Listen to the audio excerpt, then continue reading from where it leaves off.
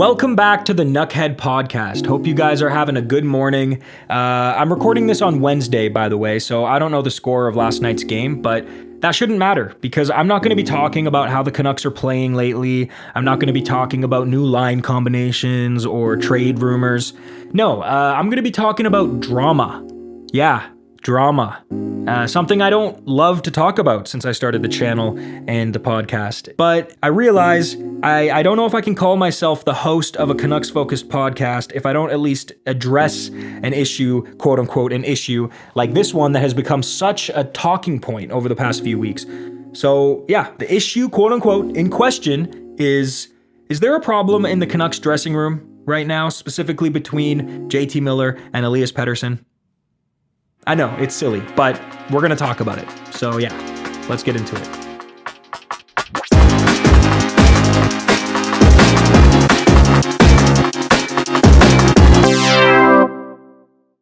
So to start this conversation off, I'm going to play a clip from the Canucks 2022-2023 year-end media press conference, where J.T. Miller was asked about his relationship with Elias Pettersson. Keep in mind, this clip is over a year and a half old. It'll be 2 years old in April of 2025. So yeah, listen to this. For both JT and PD, I think JT at one point this season, you said that you and PD, have had to work on your relationship. Can you describe your relationship now and how it's grown, especially during the second half of the season? Each of you. That's great. Did you feel it needed work? Sorry? Did you feel it needed work? No, do you? Well, no, I'm just going off a comment that was made by JT earlier in the year, right? So No, it's What did I good. say? it was something to the effect of that you've needed to work on your relationship. Yeah, well, I just think that, like I said, we're not very alike in a sense of personality and hobby, and so that's not naturally going to gravitate towards each other. But I think over time, I think we have become friends, and our relationship's getting better, and there's a lot of situations where we're on the ice together now, and it's fun. It's also a challenge for us because it's like meeting somebody random on the street and just saying, hey, go be friends with that guy that's nothing like you. I mean, we're not a lot alike, but we're both very competitive at our job and motivated to win. So, I mean, there are things that bring us together, too. Okay, so I've seen people using this clip as proof that there's something wrong between Miller and Pettersson, that they don't like each other.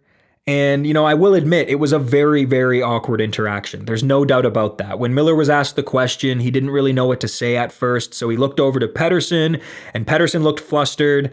Nothing was really said for 6-7 seconds or something like that. Poor Filip Hronek was sitting in between them the whole time, probably wishing he could just get the hell out of there. It was awkward, and there was clearly tension there. But as soon as that awkward silence ended, and Miller started to answer the question, it should have been done there because he gave the perfect answer and it was believable. I believe him. He said, and I'm paraphrasing here, you just heard it though. He said, we're two very different people. We wouldn't be friends outside of this context. And that should have been it. Write your articles, do your podcasts. That's it. Let's say Garland and Juleson randomly came out and said, we're two very different people. I think all of us would react kind of surprised to that. Not that we think they're similar, but just we've seen no evidence of them being fundamentally different people, right? So we kind of just assume that they're, right in the middle. They get along. They're not best friends. It's fine. But hearing Miller and Pettersson say that they're different people, we're all like, yeah, duh, because their differences are on full broadcast constantly, right? And I'll give you a couple examples. First of all, when Miller's mad, everybody knows. You don't even have to watch the Canucks. You could just walk by the arena and oh, Miller's mad again. I just heard him yell, fuck. Like Miller, when he's mad at his teammates or when he's mad with himself, we all know. Just search JT Miller mad on YouTube and I'm sure you'll find like a 10-minute, 20-minute video of, a compilation of him yelling, okay? We know when Miller's pissed. And because of that, if Miller's slumping, we don't really worry about it because it looks like he cares, right? So we don't really worry. He'll figure it out. He's yelling on the bench. He'll figure it out. Pettersson, on the other hand, he's way more timid. He's way more reserved. When he's slumping, he internalizes it, right? He doesn't really show it. Although, he has his moments, I'm sure, but his compilation of yelling on the bench or getting mad is going to be far shorter than what Miller's would be. And I think also that is a solid reason why you have those idiots who say things like, oh, Pettersson got his $11 million and now he doesn't care anymore.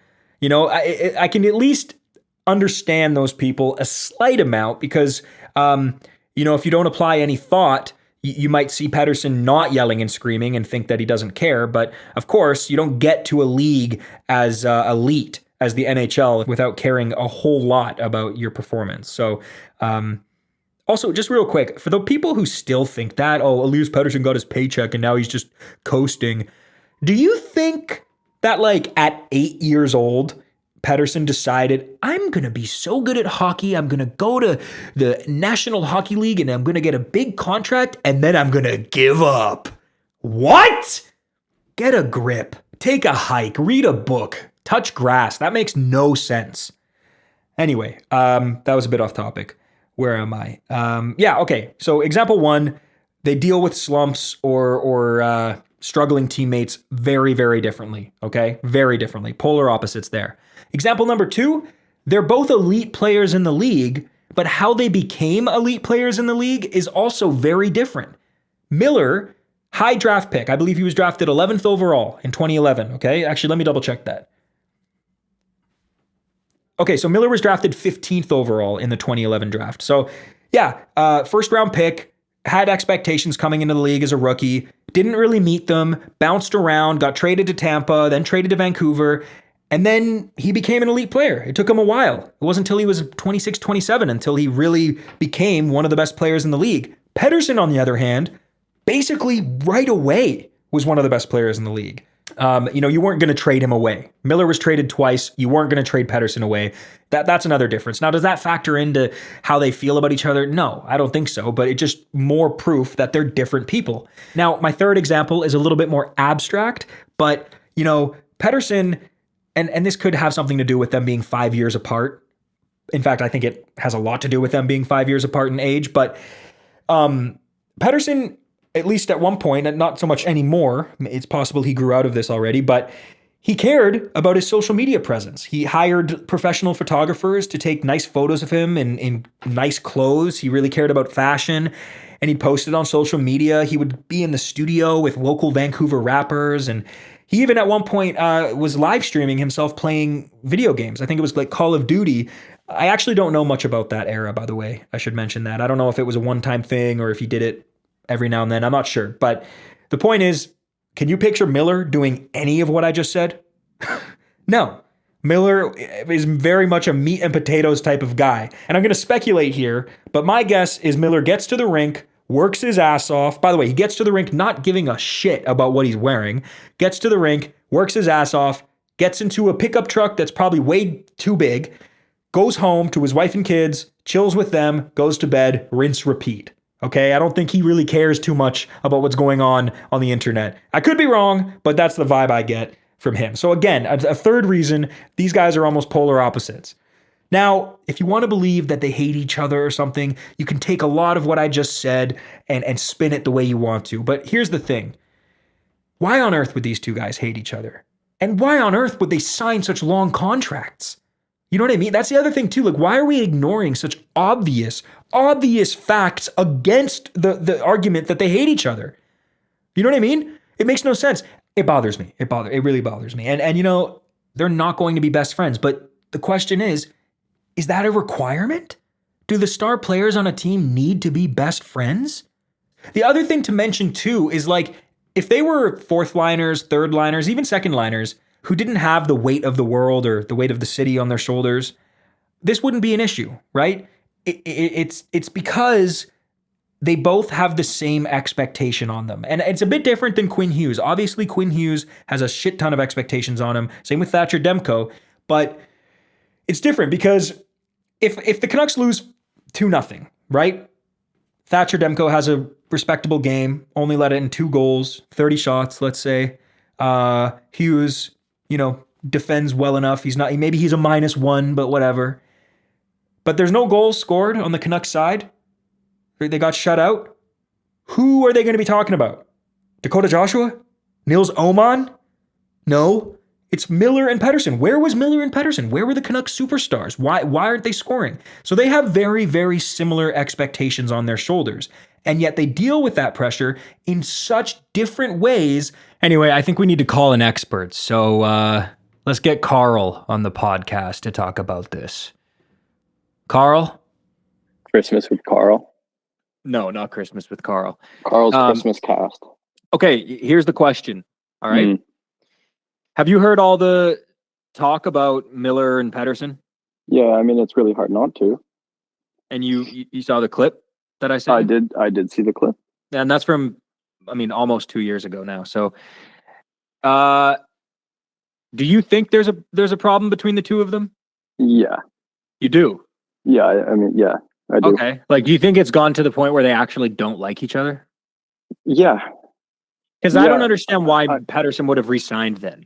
That's the mystery. Well, there were lots of rumors of Petey and Miller getting into the fight at practice, the kind of back and forth slashing that occurred, which isn't great. And the fact that the clip you sent me shows that they've kind of had personality clashes for 2 years now doesn't fill me with a ton of hope. I almost wonder if Pettersson re-signed thinking that JT would be moved on if he did. I mean, that's pure speculation, but yeah, I don't. To answer your question, I mean, I don't know. I just don't. I don't. The only reason I'm bringing it up on the podcast now is because this is the type of thing I usually wouldn't pay attention to, but it's just everyone seems to be talking about it, and my take on it is that I think it's just a content backup. Like when things aren't going well for the Canucks, or even not even going well, if they just have 2 bad games or just one terrible game like they did against Boston, I think whether it be fans or content creators out here or writers even, they have that backup article to write because they know these two it's possible the Canucks go imagine the Canucks go on to win 2 back-to-back cups and Miller and Pettersson famously clash all the time. That could also contribute to success, them using that on the ice. Yeah, we have the Joshua Garland example from last year. Well, they're best friends now, but you're right. Exactly. I think they fought. They fought in a practice and then became line mates 2 weeks later. And I think for a while you were calling them the lifeline, weren't you? They were pretty much keeping the Canucks in games that they still are the lifeline to me. Yeah, but they were keeping them in games that they would otherwise lose, and that's a very different response. It's been over a year now, I think, since we've had Miller producing at an elite rate and Pettersson producing at an elite rate at the same time. Yeah, it was pretty much January where Pettersson, be it injury, be it personality, be it comfort, whatever you want to call it, kind of dropped off the map. And then he started this year slow. And as soon as JT drops out of the lineup, Pettersson looked like just a top elite player again, leading the Canucks, the first line center. He washed away any of the doubts from the past year.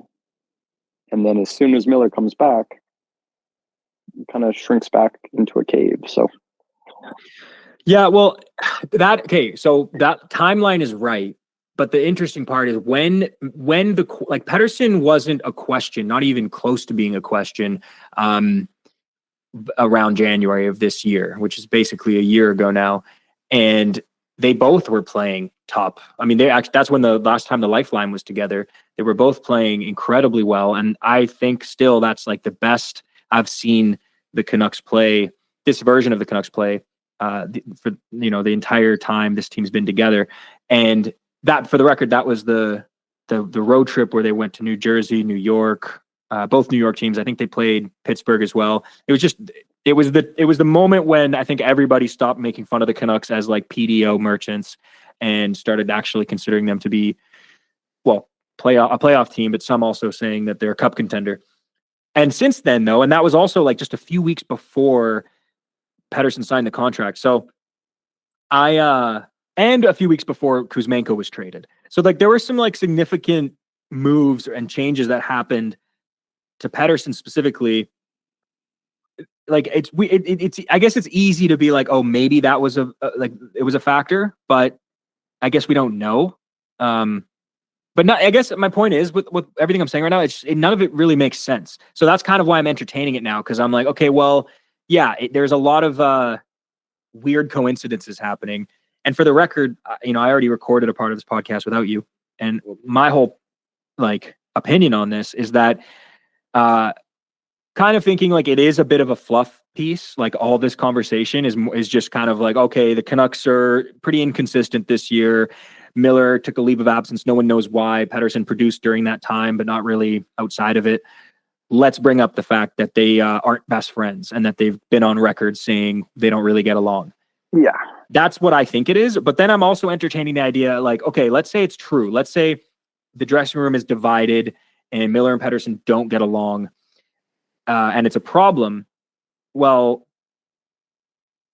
is it a requirement for your two best players, aside from Hughes and Demko, just your two best forwards to be best friends? I would say no to that. And Does it help?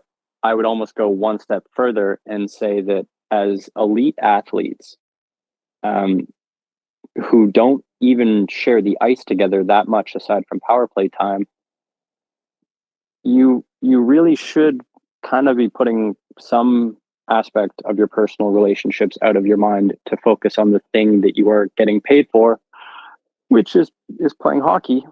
And on the other side of that, maybe Quinn needs to step in as a captain here.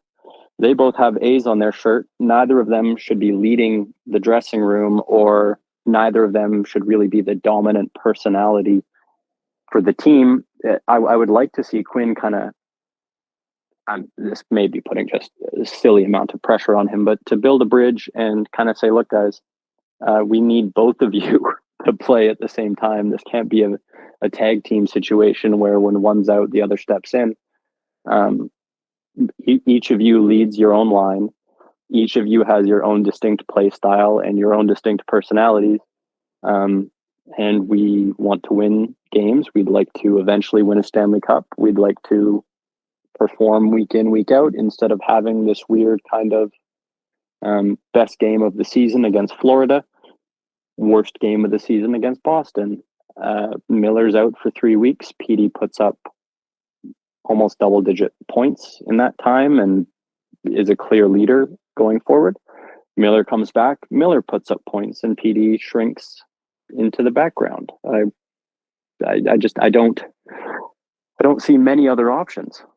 The whole like split dressing room conversation was happening even before Horvat got traded. And the old rumors were that it was Horvat who was the old captain and Miller weren't seeing eye to eye. And I don't know if that had anything to do with Horvat being traded. I don't even know if any of that had any validity, but it was a conversation back then too.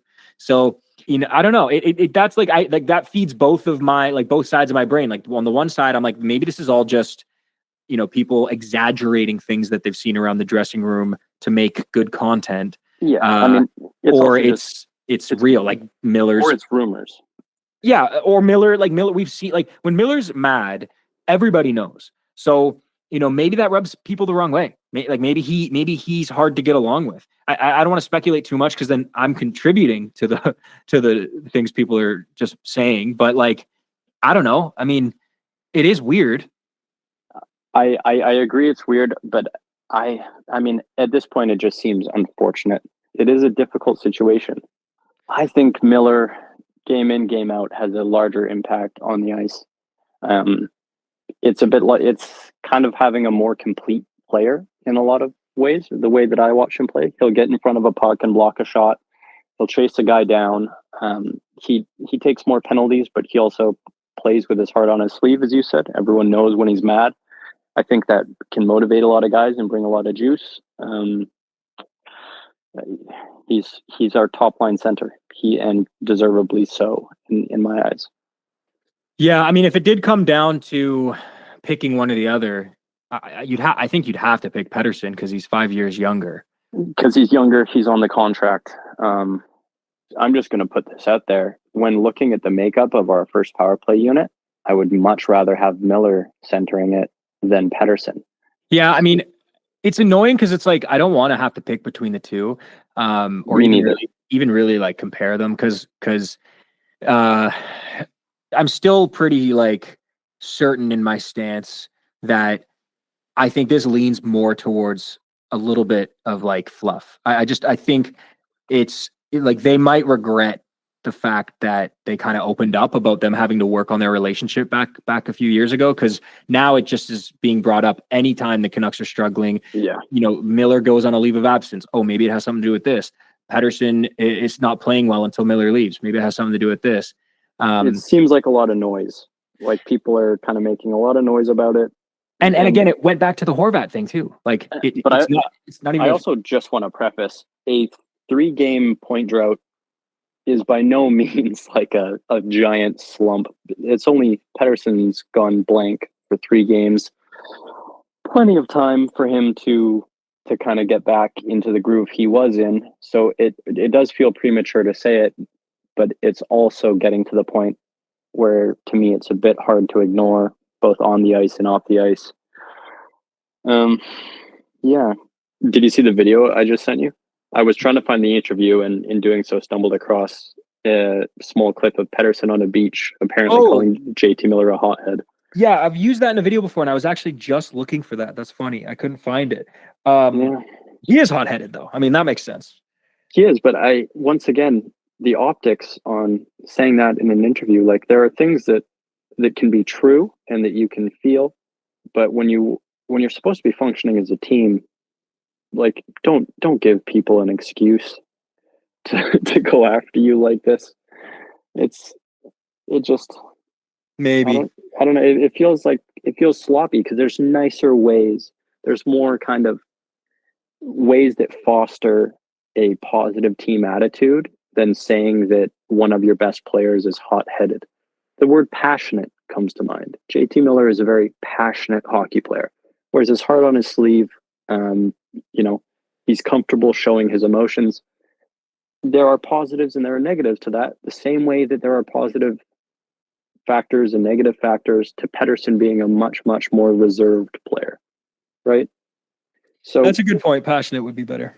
Like there's just the terms used. So Besser saying that JT was annoyed and having Dan Murphy quickly spin it to embarrassed. Pettersson calling JT a hothead when I can think of 5 other ways to say that are much nicer and kind of complement the positive aspects of that. Compared with, the fight at practice, the public questioning of their personal relationship. It's just optically, it's not great. Okay, well, so what's your expert opinion? Mine is I don't think there's too much to worry about here. They're grown men; they're going to figure it out. What's yours? I mean, I agree with your opinion. I think it's really hard to form another opinion until we know, if we ever know, why Miller took time off. I don't think Pettersson was injured last year, so I think they really just need to focus on the professionalism aspect of their job and realize they don't have to be best friends. They just have to, play hockey. You don't think Pettersson was injured last year? I don't know. Did anyone ever actually confirm that injury, or was it just kind of passed around that he was playing through something, one-off comments every now and then, and eventually just formed the broadhead of the excuse? It was confirmed to be. I'm trying to find the. Wasn't it like a hand injury or something like that? No, it was his knee. Oh, his knee. Tendinitis?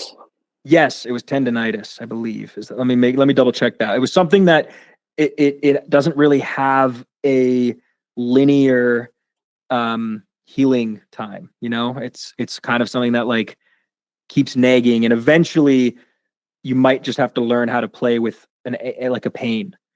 And That's the last I heard. It says, yeah, here, like before the season started, article by Daniel Wagner on Vancouver is Awesome said Elias Pettersson had to train around nagging knee injury in the offseason.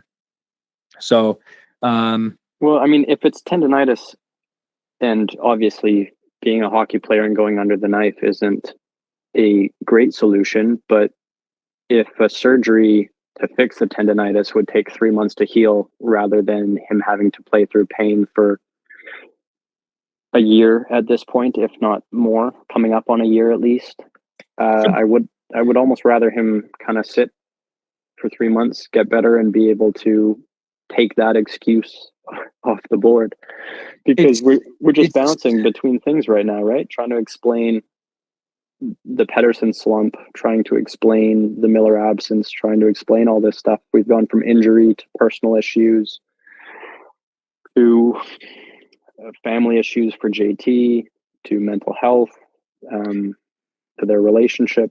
well, I try to stay away from anything like outside of.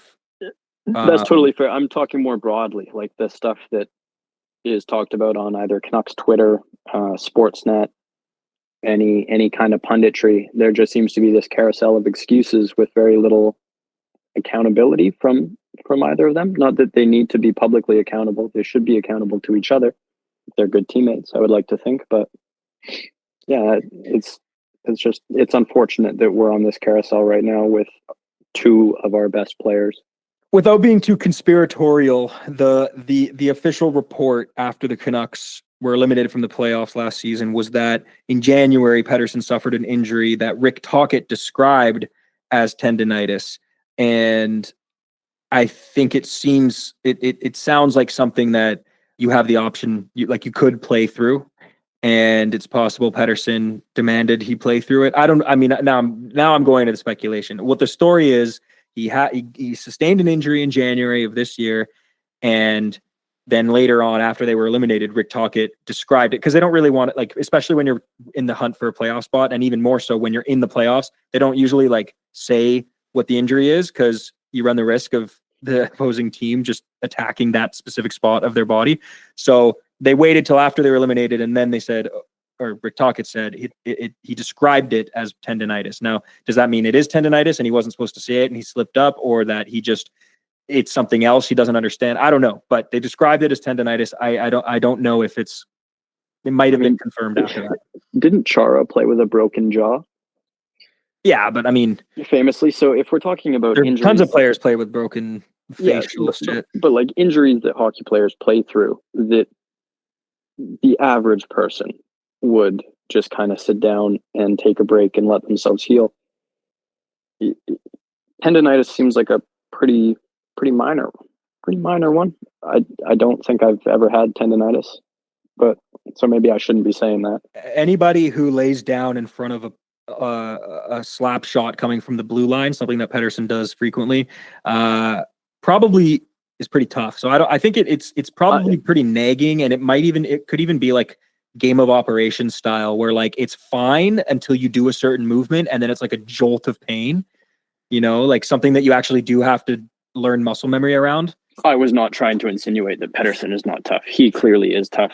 I don't think you would make it into the NHL not having a chip on your shoulder. Though my point is simply that if a surgery could fix that, and be 3, 4, 5 months out, that to me seems like less of a sunken cost than playing through injury, and an injury that could get worse at that, right? Because if he keeps laying down in front of slap shots, if he keeps skating in a specific way that may aggravate the injury, I don't see it getting better on its own. I'm not a doctor, but generally that's how that works, right? So I have no clue. It does say tendonitis, if that is what it is. It does say that it's one of the causes of it is overuse. So you'd think that continuing to use it probably wouldn't help. But again, I don't know. And my way of thinking with all of this stuff is always like benefit of the doubt. Like this, not only does this team want to win, like just at the core of it, these players want to win, but it's also a business. It's like there's so much money invested from so many different sources that they're going to try to take the best route possible. They obviously can't take away a player's free will.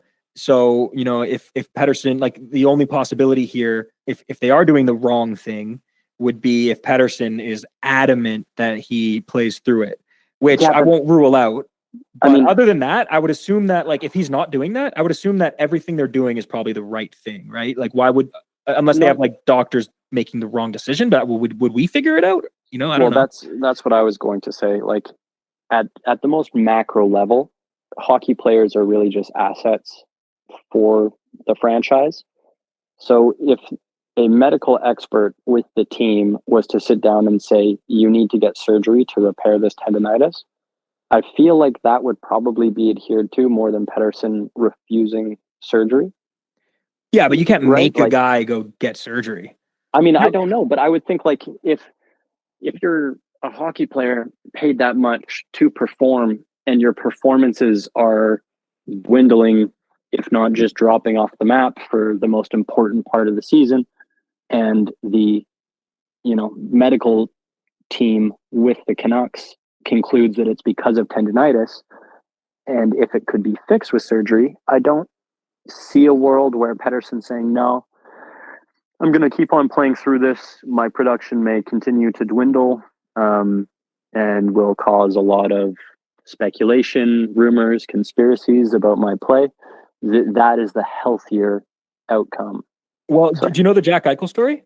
He was the captain of the Sabres, second overall pick after McDavid. So any other year, he's the first overall pick. He gets injured and he needs a surgery. And the surgery he wants is one that's fairly experimental, but the chances of it working, like he'd be the first hockey player, NHL player, to ever have this surgery. I believe one other professional athlete had it before him. Or he might have been the first. I can't remember, but he wanted to have this experimental surgery that was said to, if you have it, it's basically like, and it works, it's basically fixed forever. You're not ever going to have the surgery again. It's never going to be nagging you. It's perfect. And the team didn't want to risk that. He's their biggest asset. So they said no. So this actually, like, maybe this is possible. They said no. And it was a dispute. So he stayed injured, and they eventually stripped him of the captaincy. And long story short, it was like maybe a year or a bit more than that of this whole question, like what's going to happen with him. And eventually they finally decided, okay, we're going to trade him. And they traded him to Vegas. He had a no trade clause. So he got to talk to Vegas, I guess. And Vegas said, hey, we'll take you. We'll let you get the surgery, and we're going to re-sign you. And they took him, they won the cup, and that's that. So, and the surgery was fine. And now other athletes, I believe, from what I've heard, other athletes, like in other sports, reference Eichel for getting that surgery because he was kind of the guinea pig for it. I don't know what the surgery was or even what the injury was. I believe it was in his neck, maybe, but that might even be wrong. The point is, maybe it's possible.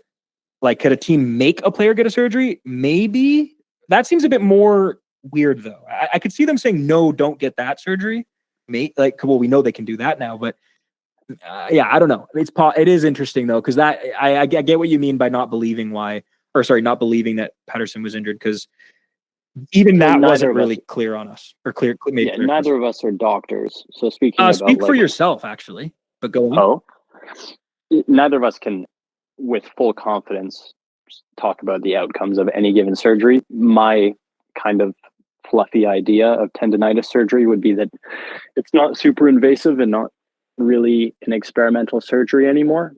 And if that is the reason for Pettersson not playing the way that we have all seen him play, then I struggle to find a reason not to get surgery to fix that. That's it. I've sent the Canucks management team like thousands of emails. I've DM'd Pettersson. I just want to get in there myself. I think I could fix it. I think you should apply for a press pass. I don't think you're too far off. They wouldn't let me in with my surgical tools. A press pass. Yes, but I want to do surgery on the man's knee. Oh, okay. Well, I just keep saying, let me get in there. The first email I sent was like, proper business, well-written email saying like, hey, I think, I don't have I'm not a doctor and I don't have education, but like, trust me, I have a hunch. Now I'm just sending them, let me get in there about 150 times a week or something. I mean, kidnapping is never cool, but that would kind of be a cool kidnapping. Yeah, actually. You know, you just show up, knock him out, perform a flawless knee surgery, and then return him in better condition than you found him.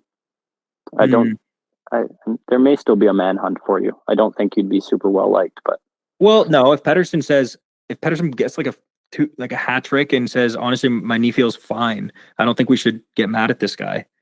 I don't think they'd get mad. Can you kidnap someone and not get in trouble if they say, nah, it's fine? Yeah, but then I also don't know if that would be like truly kidnapping. That would have to be kind of wild, I think, to be taken against your will and then have such a good time that by the end of it, you realize that if you could do it again, you would. Well, that's what happens every time a dog's taken to the vet. What? I mean, every time you take a dog to the vet, the dog's like, please don't any pet really, please don't take me here. Please don't. And then they leave and they're like, actually, you know what? I feel better.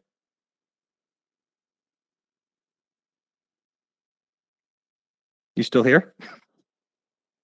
Okay, well, let's wrap this up with me reading you some of the comments and questions people had for you last time you were on. Is that cool? Okay. Yeah, let's do it. So I'm going to read you every single one. Okay. So Jacob Cozy said, yo. Okay. At Ace Matthew 25414 said, I believe he's referencing Pettersson here. He said, if Pettersson can't play under pressure, Vancouver needs to trade him ASAP. In Canadian markets, you need to do well under pressure, not crack under it. I truly hope it's not the pressure hurting him or it's already over for Pettersson in Vancouver. I think any professional sport market, you need to be able to play under pressure. So if it is a pressure thing, then there won't be a great home for him anywhere in the NHL. Fair. At Big Hog Hockey said, drain the basement. Already did. A lot of people. Okay. Well, a lot of people said drain the basement. Yeah. Okay, here. Well, this is on topic. At Herlord Donkos or something said, to me, he's obviously injured. I have tendinitis. It's inflammation in the tendon, which can affect the joints and muscles while causing significant pain and further injury. It's not like a broken hand. You can't just reset a tendon. With tendinitis, I know the effects on doing hard physical labor and the difficulty of recovery within that. Patience, people. This could take some time, 1 to 2 years. I'm not sure if the NHL allows the corticosteroid injections, and while they aren't anabolic steroids, they are generally pretty safe for short-term use and would help recovery. The basic anti-inflammatories like Aleve are a must. That and rest. Wait. Then someone said, if it's an injury, why would the team keep making him play? And the same person responded saying, because tendinitis is an inflammatory injury. It comes and it goes. Also very hard for the team doctors to properly diagnose this as it's complicated and not always allocated to the same area, meaning it can aggravate different areas at different times. 1 week it's a knee, the next it could be an Achilles or a shoulder. I'm pretty sure he's under constant therapy or injections to see if it will help. Surgery is not always an option, unfortunately. This will take time and PD may have to back it down periodically to manage it. Personally, I'd give him the year off to properly heal. Otherwise, this could go on and on and on. Okay, that's a big one. Yeah, I'm sorry that you have tendinitis. It doesn't sound very fun. I think that professional hockey players may have a different standard of medical care given to them. That's good for knowing more about tendinitis, but it doesn't really change the situation, I find. It's interesting what they said about the steroid injections, though. Like, I wonder if that would not be allowed. But that would seem short-sighted. I don't really understand that, but that is interesting. I mean, I wonder if it could be a negotiated kind of thing, where if he takes the injections and then takes like a 6-month period off, if that would have any positive effect. I'm a bit confused about what he meant by it travels around. Like, is it just the likelihood of any tendon in your body could become inflamed?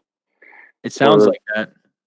So tendinitis in the knee isn't actually tendinitis in the knee. Tendinitis is like having the flu. Like, you don't just have the flu in your stomach, you just have the flu. It sounds like it pops up everywhere. And this is probably correct because it's in a YouTube video comment. So that's very true. Corbasm or Corb Sam said, please don't drain the basement. A lot of people saying, well, it's actually mixed. Someone said, don't drain the basement. Carl is so funny. Bring bro back, please. Bro never left. You did, though, technically.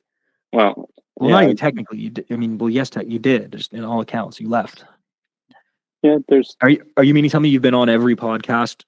Like, I listen. oh, okay. I participate.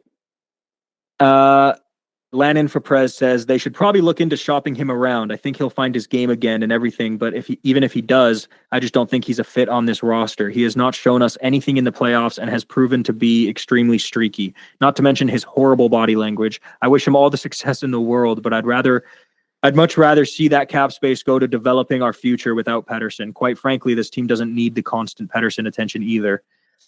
Man, it's so negative. It is, but I mean, you can't discredit the point.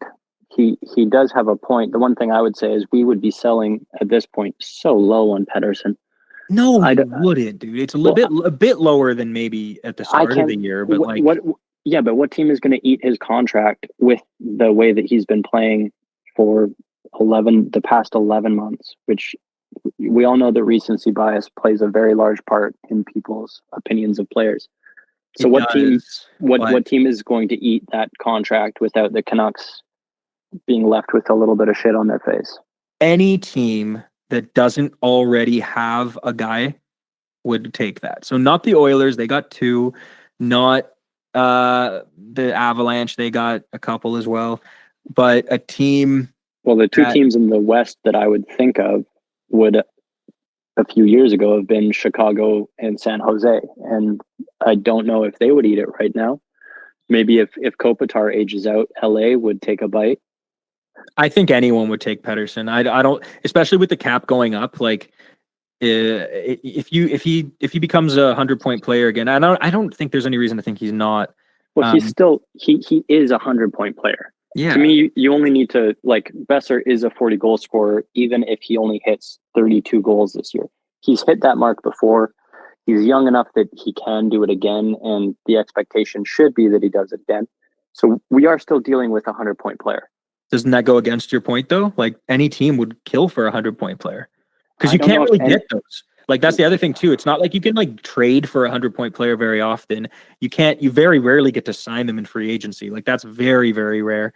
Like, your best chance of getting one is drafting one. And that's not even guaranteed. And that's also like a 5-year process, unless you're really lucky. So I think that the risk associated with moving Pettersson right now may be too much for most of the teams in the NHL. It's a bit of a balancing act right now between being practical about the price that Pettersson would fetch, what we'd get in return, if we would be eating some of the contract, if the team would take the full contract on. It's tough. It's tough. And there's also a lot of very good centers right now. A lot of young prospects, top young prospects, play center. A lot of the elite players in the league play center. It's not like it's a what is it, like a right-handed D where people are going to climb over each other to get an elite right-handed D man. I disagree. I think if Pettersson was on the trade block, I would think like 28 out of 32 teams would probably make offers. Now, would all those offers be respectful to the Canucks? Maybe some of them would be low balls. I don't know, man. The last comment is from Eli Krog, and he said, not a big Carl fan. Okay, well, that's fine. How do you feel about that? Sounds like a guy that doesn't know how to swim. I don't know about that name. And he took the time to type my name out, so. Okay, you actually replied. You said, found someone who can't swim. Oh, yeah, see? Yeah. So, I'm consistent, at least. That's good. Why don't you just quickly tell us what the hell you did with your basement? Because I just realized everyone wants to know. There's not much to say. It kind of took a natural progression. First, I wanted a pool, so I flooded the basement. And then I got stuff that floated so I could continue to live there. And then, like what most people do when they have a body of water, I bought some fish. And then the fish just kind of kept on growing and growing, and they required more food. And what type of, would you get a shark? No, I got like 4 goldfish, a dogfish, and then I was considering a betta fish, but the idea of that worried me a little bit. I'm Googling these. What the hell's a dogfish? Oh my God. How big is that? The dogfish got really big. The goldfish got really big. They actually do grow to. Where are they now?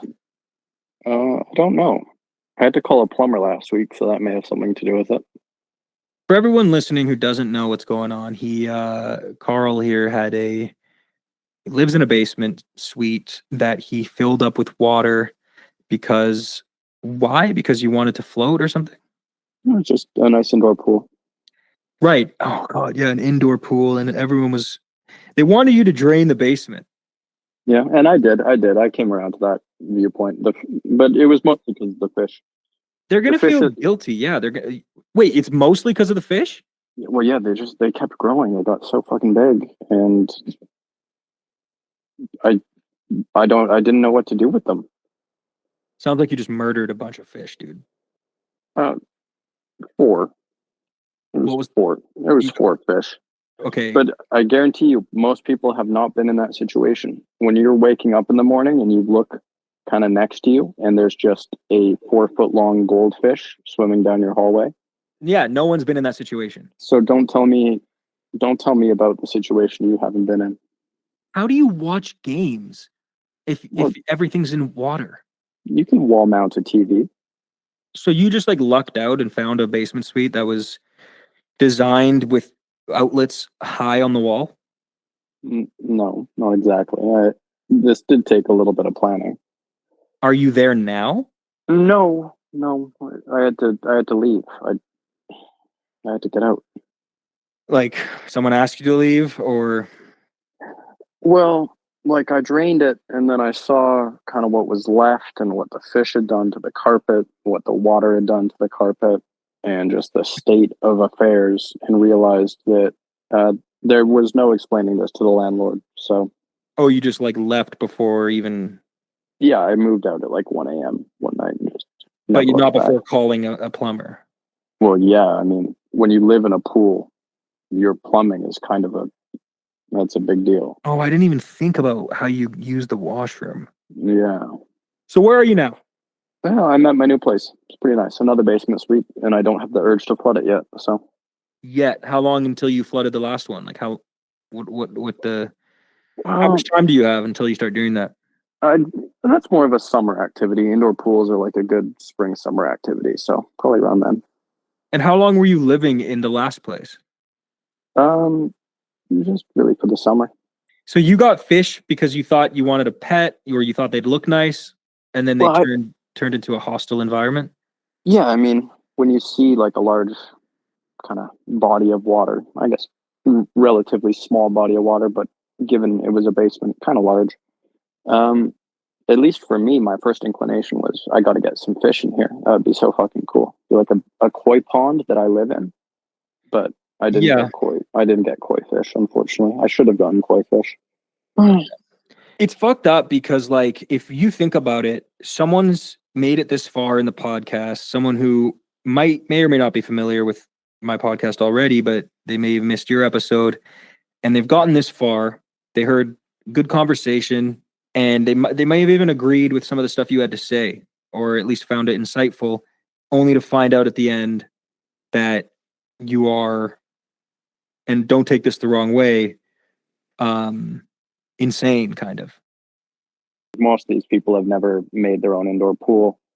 So I think that's personally insane that you live your whole life with the opportunity to and you just never do it. How many indoor pools have you made? Look, I don't want to answer that.